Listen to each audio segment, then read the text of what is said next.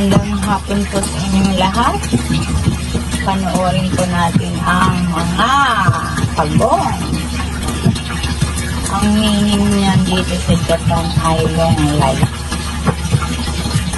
Alam niyo po ba nung binili yan?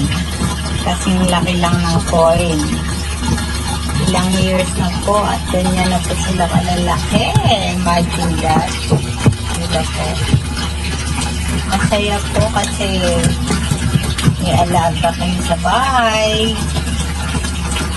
at nakaka-relax po yan. Then, ito po mga fish aquarium.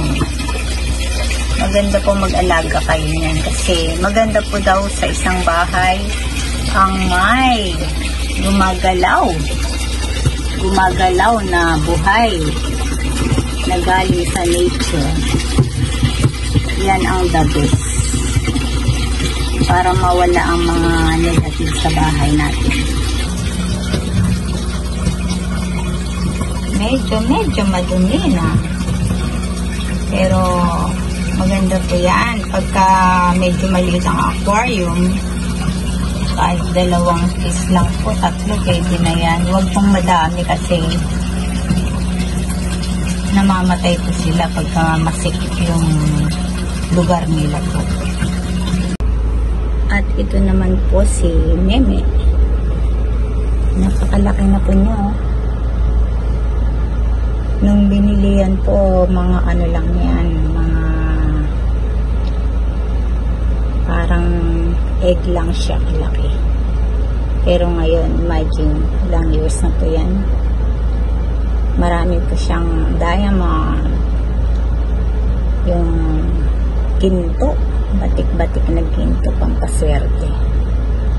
So, yan lang po.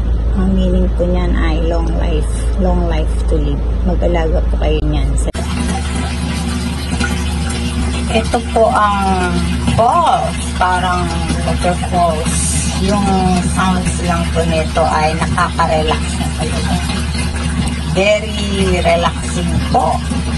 Lalo na pagka meron kayong stress or sakit ang ulo ninyo, dito lang kayo mag-stay sa ganitong place. May tumutunog na waterfalls. Nakaka-relax po. Subukan niyo po. Lang po.